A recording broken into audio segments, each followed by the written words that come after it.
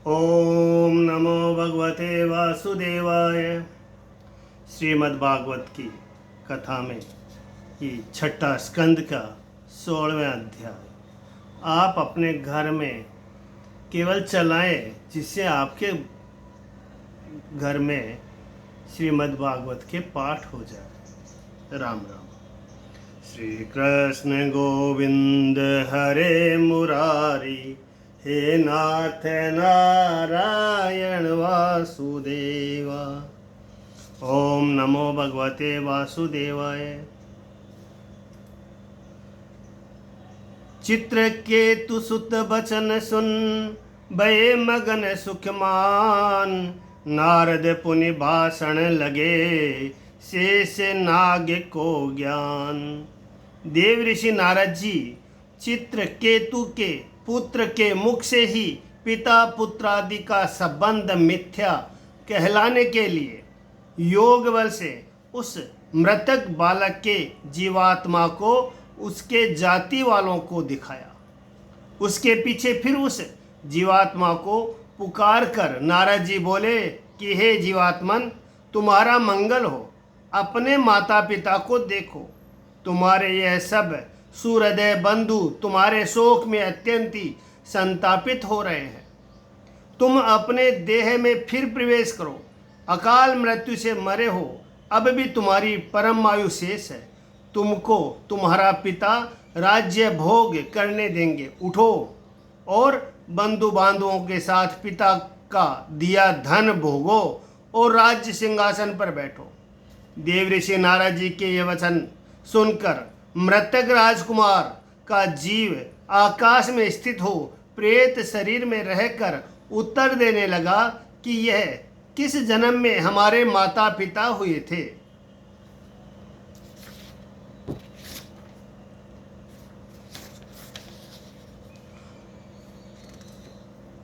हम कर्मों के द्वारा देवता, पशु, पक्षी, मनुष्य इन योनियों में बारंबार भ्रमण करते रहते हैं। मेरे मर जाने से पुत्र कहकर यदि इन लोगों को शोक हुआ हो तो यह मुझको शत्रु समझकर हर्ष क्यों नहीं करते? क्योंकि संबंध सदा एक प्रकार का नहीं है। सभी पुरुष बारी बारी से सबके बंधु, जाति, शत्रु, मध्यस्थ यानी न शत्रु न मित्र, और मित्र यानी रक्षक, विद्वेषी यानी द्रव्यादि के लिए द्वेष करने वाले अर्थात ईर्ष्या करने वाले, और उदासीन हो सकते हैं। जिस प्रकार मोल लेने और बेचने के योग्य सुवर्णाधिक वस्तु व्यवहार करने वालों में घूमती है, इसी प्रकार जीव अनेक योनियों में घूमता हुआ फिरा करता है। जन्मांतर का संबंध सदा नहीं फिरता, फिर भला यह तो अधिक बात है, एक जन्म में ही उसका अनित्य तत्व जान पड़ता है।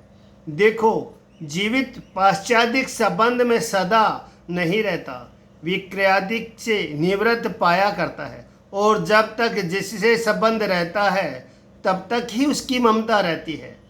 इस प्रकार से जीव पित्रादि संबंध प्राप्त होने पर भी आप नित्य ही रहता है।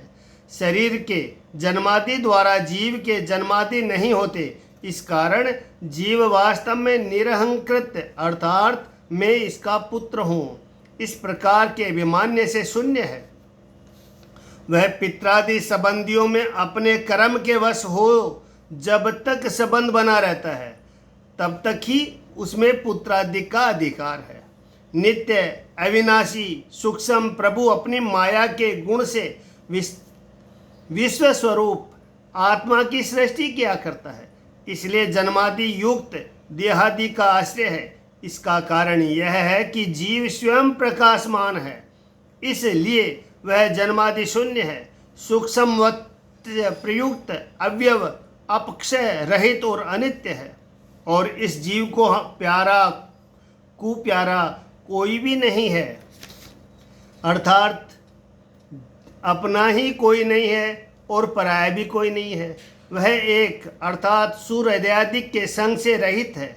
गुण दोषकारी जो सब मित्रादि है, यह जीव केवल उन लोगों की विचित्र बुद्धि का साक्षी मात्र है।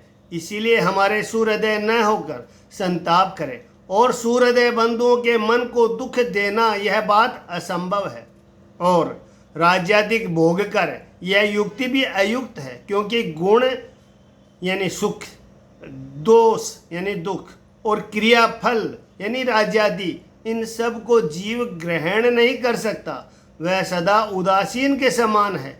इसीलिए जीव कारण और कार्य का साक्षी मात्र होकर इसका भोगने वाला नहीं है, क्योंकि यही ईश्वर अर्थात देहादि की परवशता रहती है। इसीलिए परवशता रहित है। इसीलिए मेरे और तुम्हारे सबके इस प्रकार होने से किसी के साथ किसी का संबंध नहीं है। फिर इसमें शोक मोह कैसा? श्री सुखदेव जी बोले कि हे राजन, सबके सामने इस प्रकार कहकर वह राजकुमार का जीव वहां से चला गया। उसकी जाति वाले जो शोक से विलाप कर रहे थे, इस बात को सुनकर उन सब ने अत्यंत विस्मित प्राप्त किया, परंतु उसके पीछे बहुत शीघ्र सब ने प्रेम जंजीर तोड़कर समस्त शोक मोह छोड़ दिया। अनंतर उस जाति का मृतक देह यथाविधि निहार अर्थात उसका संस्कार करके और यथोचित उसकी क्रिया कर्मों का निर्वाह कर त्यागने के अयोग्य स्नेह को, जो शोक मोह भय और आर्त का कारण था, एक बार ही त्याग कर दिया। हे राजन, कृतदूती रानी की जिस पत्नी ने विष देकर इस राजकुमार का प्राण विनाश किया था, वह लज्जित और बालक की हत्या करने से दीप्त रहित होकर पुत्रादि केवल दुख के कारण है। महर्षि अंगिरा जी ने इन वचनों का स्मरण करके पुत्र कामना छोड़कर निर्मत्सर हो यमुना के तीर पर चली गई और वहां पर बैठकर ब्राह्मणों ने जिस प्रकार से विधि बताई, वैसे ही वे सब रानियां बाल हत्या व्रत का अनुष्ठान करने लगी कि जिससे यह पाप छूटे। राजा चित्रकेतु के रानियां पहले जन्म में गिजाई होकर एक उपले के नीचे बैठी थी और चित्रकेतु का पुत्र प्रथम जन्म में हाथी था। देवयोग से उसका पैर पड़ने से यह सब की सब मर गई। इस जन्म में उन्हीं सब गिजाइयों ने रानी होकर इस बालक को विष देकर मार डाला। इसीलिए इन सब का बदला हो गया। और कोई इस कथा को इस प्रकार से कहते हैं कि पूर्व जन्म में भी राजा चित्रकेतु एक राजा था। वह दिग्विजय करता हुआ एक राजा के नगर में आया। तब इन दोनों में युद्ध हुआ तो एक अपनी सेना को छोड़कर वन में भाग गया और अत्यंत ग्रीष्म पाने के कारण व्याध का मारा एक नदी में स्नान करता हुआ, स्नान करके जब यह बाहर किनारे पर आया, तब उसने अपनी धोती को निचोड़ा। उस धोती का निचोड़ा हुआ पानी एक बिल यानी भट्ट में गया कि जिसमें करोड़ों चींटियां रहती थी। उन पानी के पड़ने से वे सब की सब मर गई। इस प्रकार दूसरे जन्म में यह पराजित हुआ और राजा चित्रकेतु को दुख देने के लिए उसका पुत्र हुआ और इन सब रानियों ने अपना बैर साधने के लिए उसका विष भक्षण करा दिया। ये यहाँ पर कथा है।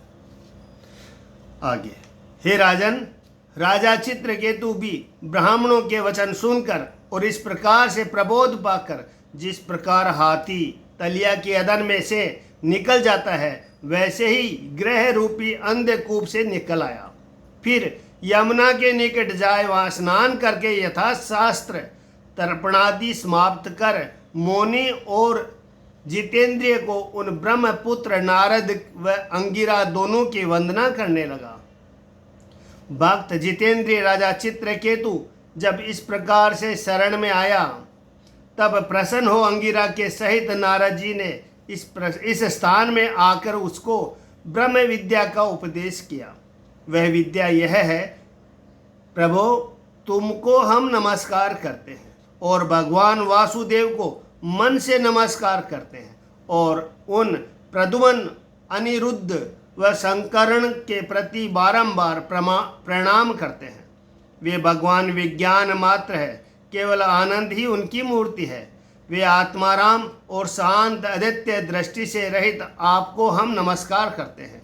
हे प्रभु, तुम आनंद के अनुभव माया निमित्त कारण राग देशियों को भगा देते हो और स्वयं विषयी इंद्रियों के ईश्वर हो।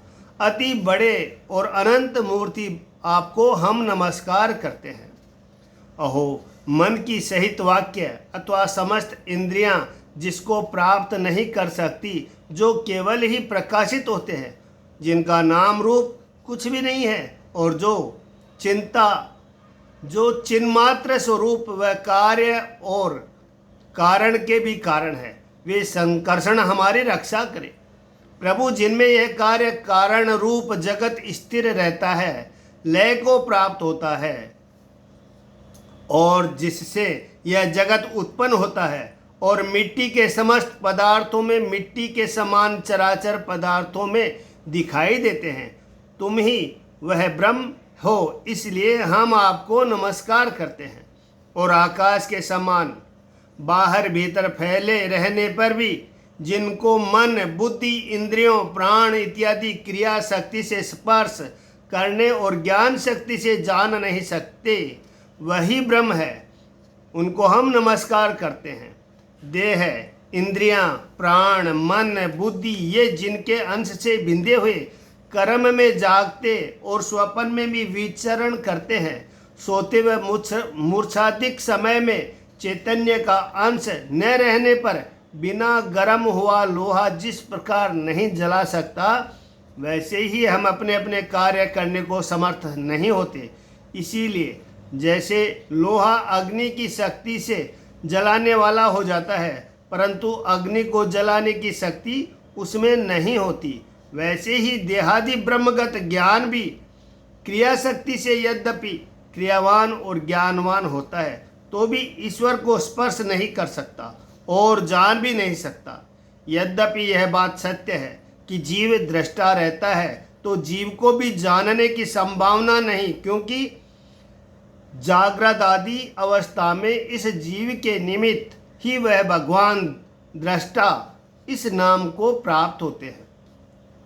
अहो, महापुरुष, महानुभाव, महाविभूतिपति, उन भगवान को हम नमस्कार करते हैं। हे प्रभु, तुम्हारे चरणविंद युगल के प्रधान प्रधान भक्त समूह के कर कमल मुकुल द्वारा सदा उपलालित होते हैं। हे श्रेष्ठ, हे परमेश्वर, परमनिष्ठ सर्वेश्वर, तुमको हम नमस्कार करते हैं। श्री सुखदेव जी बोले कि हे कौरवनाथ, शरणागत भक्त चित्रकेतु राजा को इस प्रकार ब्रह्म विद्या का उपदेश करके भगवान नारद जी महर्षि अंगिरा जी के साथ ब्रह्मधाम को चले गए। देवऋषि नारद जी तो इस प्रकार कहकर चले गए, परंतु राजा चित्रकेतु जैसे ही सावधान होकर 1 सप्ताह भर केवल जलपान कर उस विद्या को धारण किया। हे राजन, सतरात्रि के पीछे इस धारण की हुई विद्या के प्रभाव से चित्रकेतु को एक बड़ा भारी अवान्तर फल प्राप्त हुआ कि उसने अचल विद्याधरों के राज्य को प्राप्त किया। इस राज्य में किसी प्रकार का कोई कंटक नहीं था। उसके पीछे कुछ दिन बीतने पर इस विद्या से ही उस राजा का मन दीप्ति युक्त हुआ, जिससे कि वह मन के द्वारा गतिशील होकर देवदेव भगवान शेष जी के चरण समीप में पहुँचे। शेष जी के चरण समीप में पहुँच गए और देखा कि प्रभु शेष जी सिद्धेश्वरों से परिवेशिष्ट हो रहे हैं। उनका वर्ण मृणालय के तुल्य गौर है, नीलांबर पहने हुए हैं।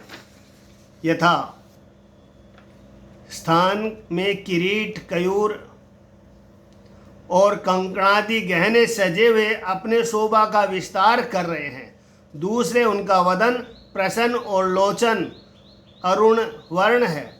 ऐसे श्री शेष जी का दर्शन करते ही राजा चित्रकेतु के समस्त पापों का नाश होकर उनका अंतकरण निर्मल व सावधान हो गया और प्रेम के मारे आँखों के कोए अश्रुजल से परिपूर्ण हो गए और गदगद होकर सब शरीर में रोमांच हो गया। बस राजा चित्रकेतु सब छोड़ छाड़ आदि पुरुष की शरण हुए और अति भक्ति श्रद्धा से उनको प्रणाम किया, परंतु वह बहुत देर तक उनकी स्तुति न कर सके, क्योंकि उत्तम श्लोक भगवान के पद रूपी 2 आसन प्रेमाश्रु बिंदु से राजा चित्रकेतु बारंबार पखार रहा था। इस कारण शीघ्र ही प्रेम के वश होने से वाष्प से कंठ रुद्ध होने के कारण राजा के कुछ कहने की शक्ति नहीं रही। कुछ देर पीछे जबकि राजा को बोलने का सामर्थ्य प्राप्त हुआ, तब वह समस्त इंद्रियों की बाहरी कृति रोक बुद्धि से मन को सावधान करके और श्री नारद पंचरात्र में अथवा भगवत भक्तों के शास्त्र का वर्णन करने वाली जिनकी मूर्ति है, उन जगत गुरु भगवान के प्रति राजा चित्रकेतु निम्नलिखित प्रकार से निवेदन करने लगा। चित्रकेतु बोला कि हे अजीत, हे भगवान, यद्यपि आप अजीत है और किसी के जीतने में नहीं आते, तथापि समबुद्धि जीतात्मा साधु गुणों ने आपको जीत करके अपने अधीन किया है, क्योंकि अतिशय दयामय है। परंतु यद्यपि वे सब साधु निष्काम है, तो वे लोग भी आपके निकट पराजित हुए हैं। आप महात्मा पुरुषों को आत्मदान दिया करते हैं। हे भगवान, भक्तों के सिवाय किसी से भी आपके पराजित होने की संभावना नहीं है, क्योंकि जगत के सृष्टि, स्थिति, प्रलय, प्रवेश, नियमादि जो कुछ दिखलाई देते हैं, वे सब रहस्य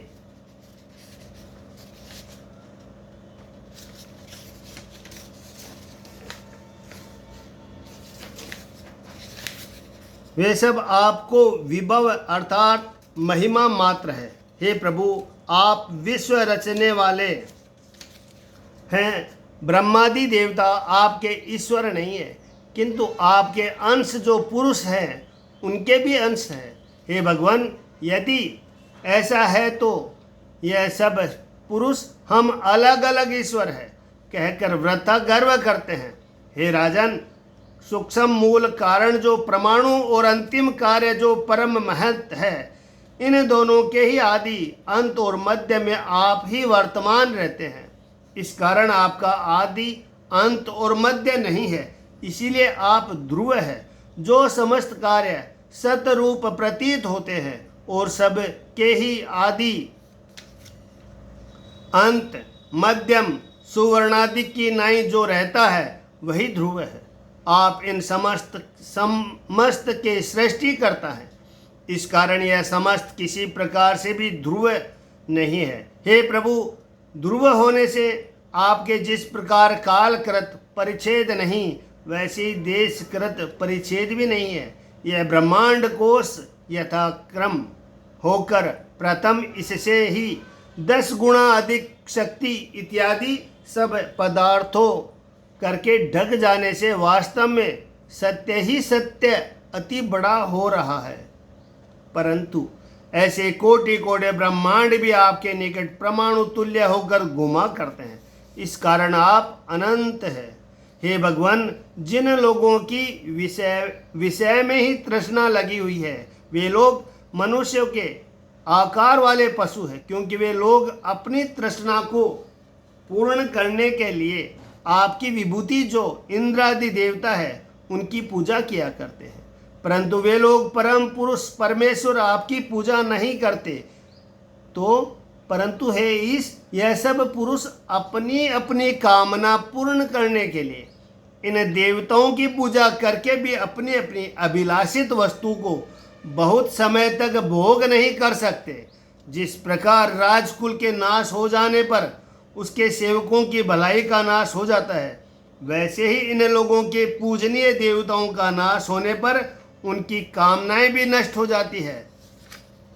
हे परमेश्वर, जिनके चित्त वासनाओं में आसक्त है, वे लोग यदि आप में ही अपनी कामना की रचना करें, अर्थात उसको पूर्ण करने का संकल्प करके यदि आपकी ही सेवा करने में रत हो जाए, तो बुने हुए बीज के समान फिर वह कामना उत्पन्न नहीं हो सकती। इस कारण फिर देहांतरोपत्ति का अभाव हो सकता है, क्योंकि जीव के जो गुणगण है उनमें ही सुख दुखादि द्वंद्वों के समूह उत्पन्न होते हैं। आप निर्गुण हैं। आपकी पूजा कामना से सहित करने से धीरे धीरे निर्गुण हो सकता है। इस कारण हे प्रभु, फल की कामना भी करने पर आपकी आराधना करने से जबकि मोक्ष का हेतु हो जाता है, तब फिर भागवत धर्म के महात्म्य का वर्णन ही क्या करें। आपकी स्तुति करते हैं हे प्रभु, जब कि आपने अनवद भागवत धर्म कहा तब सर्वश्रेष्ठ आप वर्तमान है। हे भगवान, कौन पुरुष इस धर्म का महात्म्य कह सकेगा जो समस्त मुनि सनत कुमार आदि अकिंचन और आत्माराम अपवर्ग को प्राप्त करने के लिए इस धर्म की सेवा किया करते हैं। हे प्रभु, काम्य धर्म में जिस प्रकार तुम हम तुम्हारा, जिस प्रकार तुम हम तुम्हारा हमारा इस भांति की विषय बुद्धि है, भागवत धर्म में ऐसी विषय मति नहीं है। हे भगवान, यद्यपि और सब काम्य धर्म भी वेदोक्त है, तो भी विषय बुद्धि से शत्रु मरणादि कामना में जो विधान है, राग द्वेष की मूलकता होने से वह अविशुद्ध है और उसका फल नाशवान है। इसीलिए इन सर्व कर्मों का क्षय हो जाता है और हिंसादि की अधिकता होने से अधर्म का मूलक है। ये सब कर्म आपके और दूसरे के द्रोह करने वाले हैं। इसीलिए इन कर्मों से आपको व दूसरों का क्या मंगल और किस कार्य में आ सकते हैं? किसी कार्य में भी नहीं आते। वरन काय क्लेश से अपने द्रोह के हेतु आपको पीड़ा और परद्रोह से अधर्म और क्लेश से ये सब ही होता है।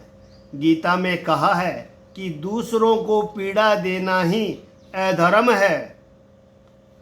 इसीलिए यद्यपि रागांध पुरुषों को कुछ वेद मार्ग में प्रवृत्त करने के लिए आपने ही काम्य धर्म कहा है, तो भी वह तत्व दृष्टि से नहीं कहा गया। इसीलिए इस धर्म से अपना पराया धर्म हुआ करता है। परंतु भागवत धर्म में किसी प्रकार से भी द्रोह की संभावना नहीं है, क्योंकि आपकी दृष्टि का कभी व्यभिचार नहीं होता। अर्थात जो कभी परमार्थ का त्याग नहीं करती, उस दृष्टि के द्वारा यह धर्म रचा गया है। इस कारण समस्त भगवत मानव स्थावर जंगम प्राणी समूह में समबुद्धि रखते हैं, वे लोग इस धर्म की सेवा किया करते हैं।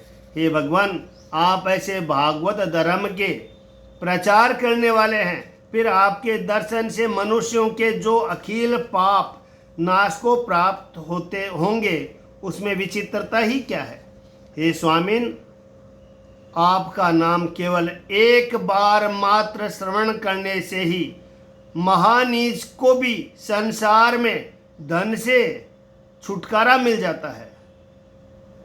इस कारण केवल आपका दर्शन करने से ही हम लोगों के अंतकरण का मैल दूर हो गया। हे भगवान, देव ऋषि नारद आपके ही पुरुष हैं।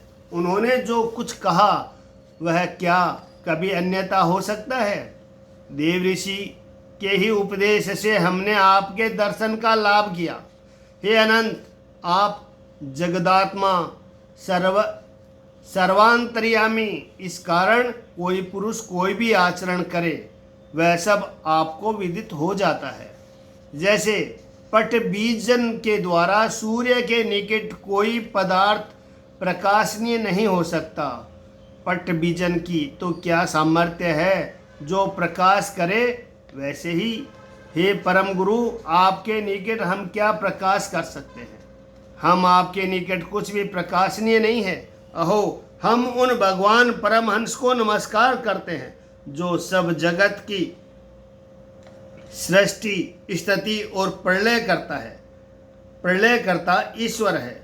कुत्सित योगीगण वेद दृष्टि होने के कारण उनका निज तत्व नहीं जान सकते, अहो, जिनके श्वास लेने से विश्व रचने वाले श्वास लेते हैं, जिनको देखने से ज्ञानेंद्रिया स्वारूढ़ दर्शनशील होकर देखती है, और जिनके मस्तक पर यह बड़ा भारी भूमंडल एवं सरसों के दाने के समान धरा हुआ है, उस सहस्त्र सिर वाले भगवान शेष अनंत जी को हम नमस्कार करते हैं।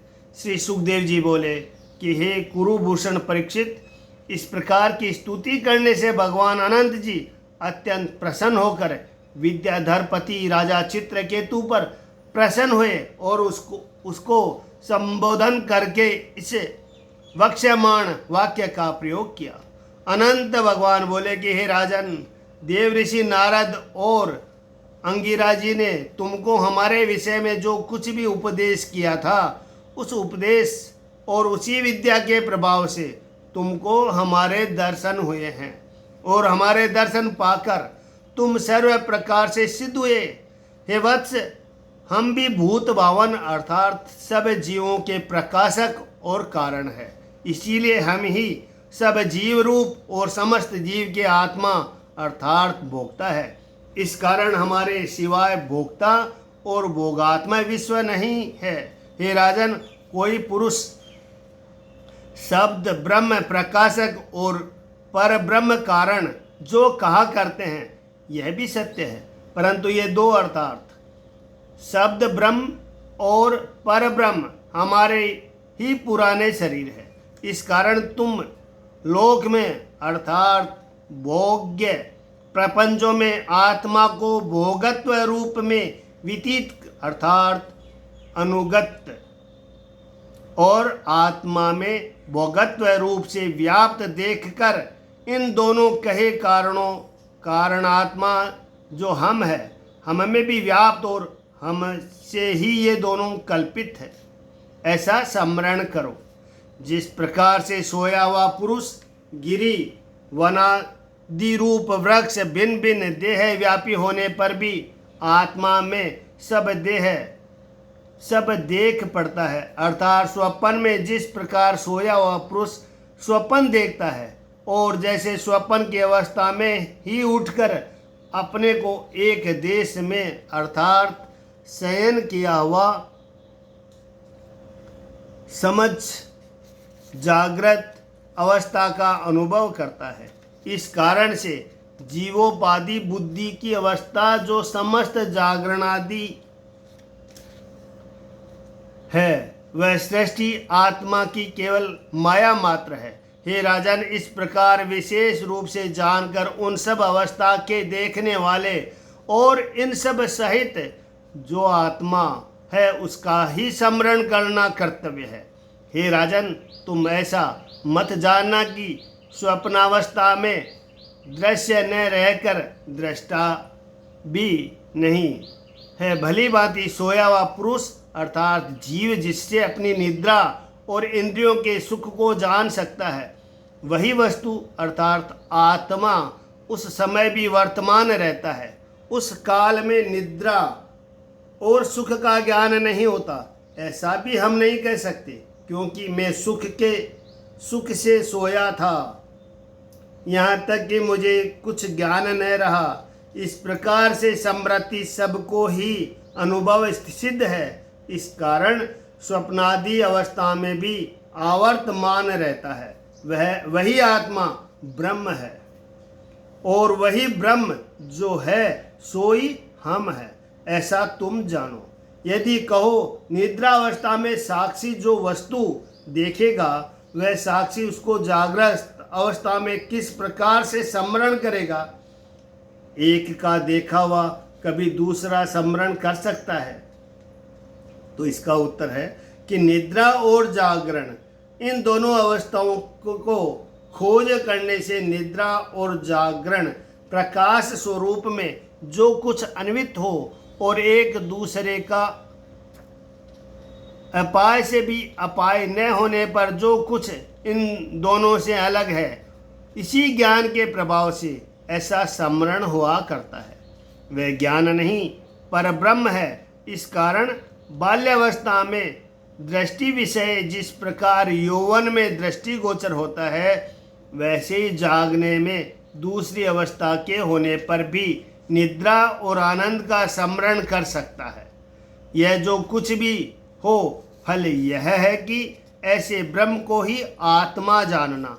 हे राजन, जो हमारा यह स्वरूप अर्थात मैं ही ब्रह्म हूँ, यह भूलकर आत्मा के निकट से अलग हो जाए, तब तो फिर पुरुष को अपार संसार में घूमना फिरना होता है। उस संसार का स्वरूप यह है कि इस देह से दूसरी देह अर्थात जन्मांतर, पूर्व जन्म और मृतक से फिर मृतक अर्थात मरण के पीछे फिर मरण होना। हे राजन, मनुष्य जन्म से ही शास्त्र ज्ञान और परीक्षा ज्ञान प्राप्त करने की बड़ी संभावना है।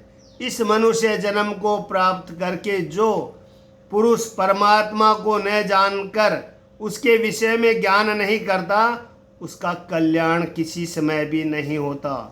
इस कारण प्रवृत्ति मार्ग में जैसे क्लेश और फल भी उसके उल्टे हो जाते हैं, और निवृत्ति मार्ग में जिस प्रकार का फल जो कि अनिर्वचनीय फल यानी मोक्ष प्राप्त हो सकता है, उसको याद करके फल के संकल्प से विमुख होना उचित है। हे महाराज, सुख अथवा दुख के छुड़ाने के लिए संकल्प करके मनुष्यगण स्त्री पुरुष दोनों अनेक प्रकार की क्रियाकलाप किया करते हैं, परंतु उनके क्रियाकलाप करने से न तो दुख से छुटकारा ही होता है और न सुख की प्राप्ति ही होती है। जिस मनुष्य को अपने ज्ञान का अभिमान है कि हम उद्यम करने में बड़े प्रवीण है, वह इस उल्टी बात को जानकर तीनों स्थान से आत्मा की विलक्षण सूक्ष्म गति है ऐसा जानते हैं।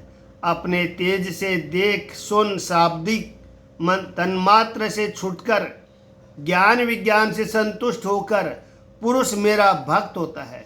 हे राजन, परमात्मा का और जीव का जो केवल एक रूप में दर्शन करता है, उसको ही योग में निपुण हुए मनुष्यगण सर्व प्रकार से स्वार्थ कहकर जानते हैं। इस कारण इससे अधिक और परम पुरुषार्थ नहीं है।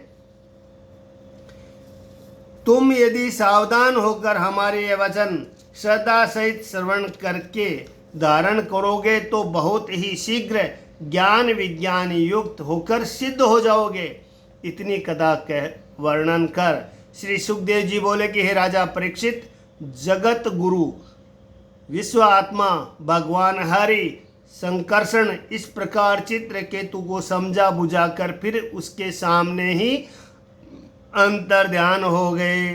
बोलो भगवान पुरुषोत्तम श्री राम की जय हो, विष्णु भगवान की जय हो। इति श्रीमद्भागवत षष्ठ स्कंद 62 टीकायां चित्रकेतु कृत संकरण स्त्रोत वर्णन नाम 16 अध्याय 16वां अध्याय समाप्त। श्रीमन्नारायण नारायण नारायण, श्री कृष्ण गोविंद हरे मुरारी, हे नाथ नारायण वासुदेव। ओम नमो भगवते वासुदेवाय। श्री सुखदेव जी बोले कि हे राजन, भगवान अनंत जी जिस दिशा में अंतर ध्यान हुए विद्याधर चित्रकेतु ने उसी ओर को प्रणाम किया और फिर आकाशचारी होकर वह इच्छानुसार विहार करने लगा।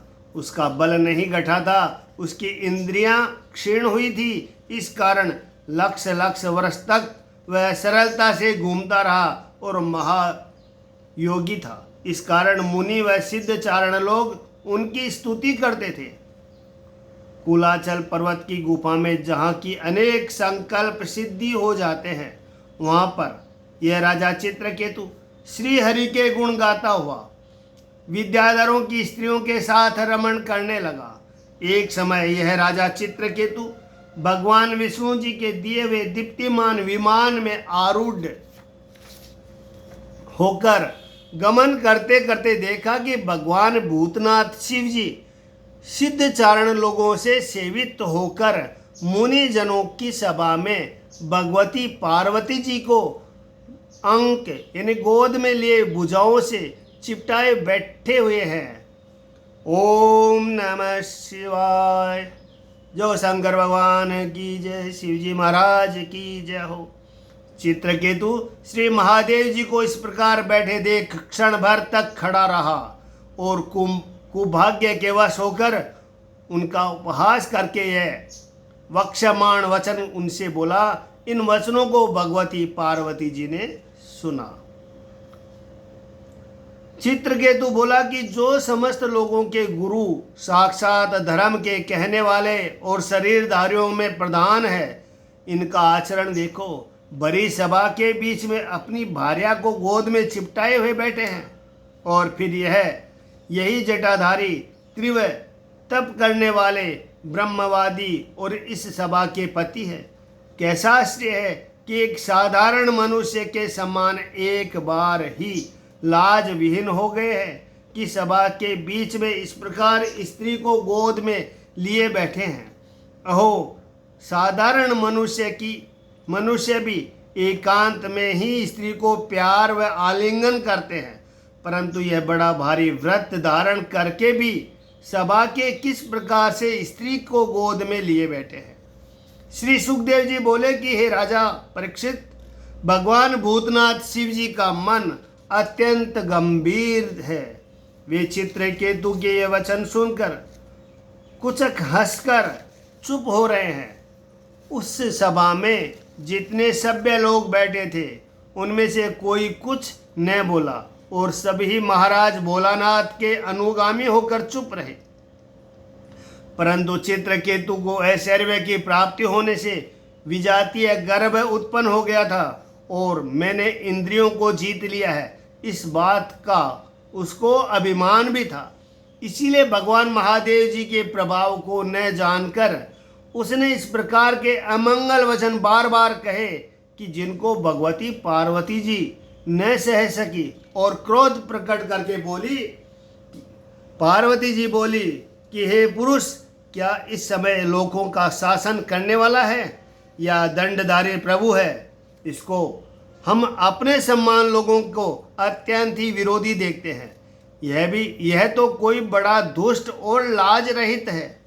कैसा आश्चर्य है, कमल योनि ब्रह्मा जी धर्म को नहीं जानते हैं। ब्रह्मा जी के पुत्र भृगु जी व नारद जी को धर्म का ज्ञान नहीं।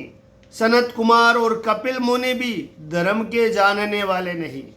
महादेव जी महाराज शास्त्र का उल्लंघन करके चलते हैं और क्या ये समस्त मुनि उनका निवारण नहीं कर सकते? फिर किस कारण से यह दुष्ट खोटे वचन कह रहा है? अहो, जिनके चरण कमल ब्रह्मा जी से भी धोने योग्य है, जो समस्त मंगलों के मंगल अर्थात परम धर्म मूर्ति है, यह नीच क्षत्रिय विद्याधर समस्त देवताओं के स्वामी भगवान को कुछ न समझकर शासन करता है। इस कारण यह दंड देने योग्य है। साधु लोग सुधा जिस बैकुंठ में भगवान के चरण के निकट जाने की इच्छा करते हैं, यह पुरुष उस बैकुंठ के योग्य नहीं है, क्योंकि इसको मैं बड़ा हूँ इस प्रकार का अहंकार उत्पन्न हुआ है।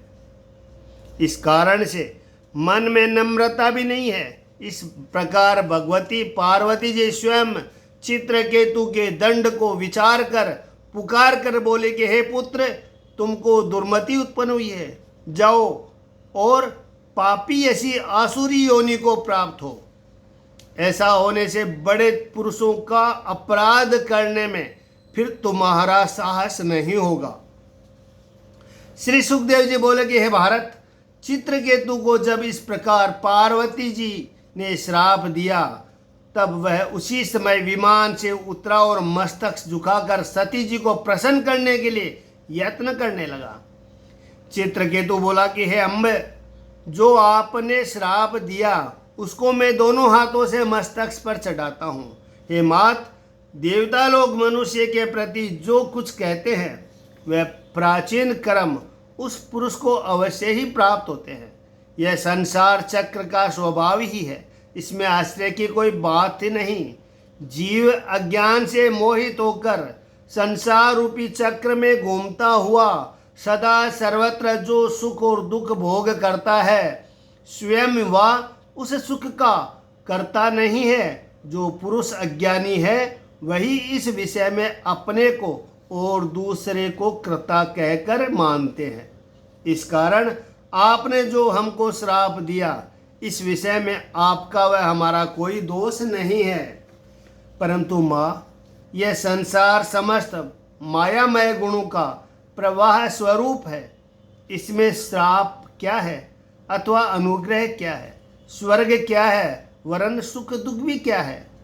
एक परमेश्वर निमित्त भूत माया से प्राणियों के और उनके बंधन मोक्ष व सुख दुख की सृष्टि किया करते हैं, परंतु वह स्वयं निष्फल अर्थात बंधन शून्य है। यद्यपि भगवान का प्यारा कुप्यारा जाति अथवा बंधु पराया अपना कोई भी नहीं है, क्योंकि सर्वत्र सम्मान है और संग रहित है, इसीलिए उनमें अनुराग भी नहीं है। फिर भला मन में अनुराग का स्वामी रोष किस प्रकार से हो सकता है। तो भी उनकी माया से जो समस्त विसर्ग अर्थात पुण्य पापादि रूप कर्म होते हैं, वही शरीरधारियों के सुख दुख हित अहित बंधन मोक्ष जन्म मृत्यु और संसार के निमित्त समर्थ हुआ करते हैं। इस कारण से हे माता पार्वती, आप प्रसन्न हो, केवल यही प्रार्थना है। यह विनती मैं कुछ श्राप छोड़ने के लिए नहीं करता हूँ माँ, मैंने तो साधु उक्ति ही की थी, परंतु उससे जो तुम अपने आप को असाधु समझ गई, सो यह मेरा अपराध आप क्षमा करें। श्री सुखदेव जी बोले कि शत्रु दमनकारी राजन चित्रकेतु के इस प्रकार से भवानी और महादेव जी को प्रसन्न करने के वचन सुन गौरी और गिरीश महादेव जी को अत्यंत विस्मय उत्पन्न हुआ। उसके पीछे चित्रकेतु और विस्मित देव देवी के सम्मुख ही अपने विमान पर बैठकर चला गया। उसके पीछे रुद्राणी ने श्रवणकारी देव ऋषि दैत्य सिद्ध और पार्षद गणों के सामने ही भगवान रुद्र यह वचन बोले कि श्री रुद्र जी बोले कि हे सुंदर कटी पंचादागवली अद्भुत कर्मकारी भगवान हरि के भक्तगण कैसे महात्मा और कैसे श्रद्धा सहित होते हैं, उनका महात्म्य अब तुमने प्रत्यक्ष देखा है। हे भार्ये, जो पुरुष नारायण पारायण है वे किसी से भी भय नहीं पाते। स्वर्ग नरक मुक्ति इन तीनों को वे ही समता से देखा करते हैं, क्योंकि परमेश्वर की लीला से ही प्राणियों के देह संयोग और उसके द्वंद्व अर्थात सुख दुख जन्म मरण और श्राप अनुग्रह हुआ करते हैं। इन सब सुख दुखोदि के बीच में गुण दोष विकल्प अर्थात अष्टानिष्ठ भेद जो कुछ भी प्रकाश पाता है, वह पुरुष के आत्मा में सुखादि भेद स्वप्नावस्था में जिस प्रकार अविवेक कृत होते हैं, वैसे ही अज्ञान कृत जानना, और माला में जिस प्रकार सर्प मालादि भेद अज्ञान कृत होता है, वैसे ही यह अविवेक कृत जानना। हे देवी, जो पुरुष भगवान वासुदेव में भक्ति करते हैं, वह ज्ञान और वैराग्य के वीर्य संपन्न है, उनमें यह अच्छा है, ऐसी बुद्धि में आश्रय करने वाला अर्थ नहीं है, अर्थात उनको किसी के आश्रय की इच्छा नहीं है। यह पुरुष चित्रकेतु भगवान का दास है, इस कारण इससे ऐसी उदारता का होना विचित्र नहीं है। हे देवी, भगवान हरि के महात्म्य का क्या वर्णन करें। हम यानी रुद्र, ब्रह्मा, सनत कुमार, ब्रह्मसुत, नारद आदि ऋषि, प्रधान देवगण, हम सब लोग भी जबकि उनके लीला को नहीं जान सकते, फिर भला देवता तो उनके अंश होने पर भी अपने को पृथक पृथक ईश्वर कहकर मानते हैं। वे लोग किस प्रकार से उनके स्वरूप को जान सकते हैं? परंतु उन भगवान हरि का न कोई प्यारा भक्त है, न कोई कुप्यारा है, न कोई अपना, न कोई पराया। यह सर्व प्राणियों के आत्मा, इस कारण आप ही सब प्राणियों के प्रिय है। परंतु यह महाभाग चित्रकेतु उन्हीं हरि का प्यारा भक्त है, क्योंकि यह पुरुष शांत और सबको बराबर देखने वाला है। हे सती, हम भी उन्हीं अच्युत्य के से प्रेम किए हुए हैं, इस कारण से इसके ऊपर हमको क्रोध नहीं हुआ। अतः हे देवी, तुम विस्मय को छोड़ दो। यह सब महात्मा पुरुष महापुरुष के भक्त शांत और सबको समदृष्टि से देखने वाले हैं। इसका कारण उनका स्वभाव एक ही रूप का है। श्री सुखदेव जी बोले कि हे राजन, भगवान महादेव जी के यह वचन सुनकर भगवती माता पार्वती जी ने विस्मित छोड़कर अपने चित्त को सावधान किया। यहाँ पर एक है क्या कि शिव जी ऐसे दयालु है कि शिवालय में किसी ने 5,000 रुपये मूल्य वाली सुवर्ण की घंटी चढ़ाई। यह देख चोर ने रात्रि में उस घंटी को चुराने का विचार किया, परंतु जब वह चोर शिवालय में गया तब घंटी उसके हाथ से 1 हाथ ऊंची निकली। तब चोर पिंडी पर चढ़कर घंटी उतारने का यत्न करने लगा। वरम ब्रूहि, यह शब्द हुआ। तब चोर बोला, कौन है? तब सदाशिव बोले कि हम हैं, हमारा घंटा क्यों उतारते हैं? जा, यहाँ से थोड़ी दूर पर बट वृक्ष है, उसके नीचे 20,000 रुपये गड़े हुए हैं, तू निकाल कर लेना। मैं तुझ पर अत्यंत प्रसन्न हुआ, कारण कि और कोई तो मुझ पर पुष्प और जल को चढ़ाता है, परंतु तूने तो मुझ पर अपना सब शरीर ही चढ़ा दिया। तुम धन्य है। सदा शिव को धन धन भोलानाथ, तुम्हारी कोड़ी नहीं, खजाने में 3 लोक 32 में बसाए, आप बसे वीराने में। ओम नमः शिवाय, ओम नमः शिवाय। जय हो भोलेनाथ की।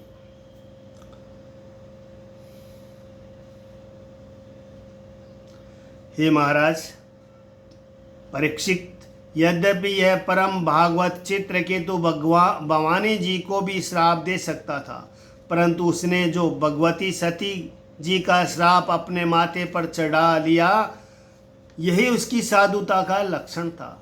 उसके पीछे चित्रकेतु दानवी योनियों को प्राप्त होकर त्वष्टा के यज्ञ में उत्पन्न हुआ और पीछे ज्ञान विज्ञान संपन्न होकर व्रत इस असंख्यकी के नाम से विख्यात हुआ। हे राजन, वृत्र की असुर भाव से उत्पत्ति और भगवान में मति होने के कारण जो आपने पूछा वह हमने तुम्हारे सामने वर्णन किया। हे कौरवेश, महात्मा चित्रकेतु का यह पवित्र चरित्र जो भगवान लोगों के महात्म्य से परिपूर्ण है, उसके सुनने से मनुष्य बंधन से छूटकर मोक्ष को प्राप्त होता है। जो मनुष्य प्रातः काल उठकर भगवान का हरि का स्मरण करके वाणी को वश में कर श्रद्धा सहित इस इतिहास का पाठ करता है, उसकी परम गति हो जाती है। वह ऐसे कहने लगता है। इति श्रीमद्भागवत महापुराण षष्ठ स्कंद भाषा टीका पार्वती सापेन चित्रकेतोर सुर भाव वर्णन नाम 17 अध्याय। श्रीमन्नारायण नारायण नारायण। ओम नमो भगवते वासुदेव।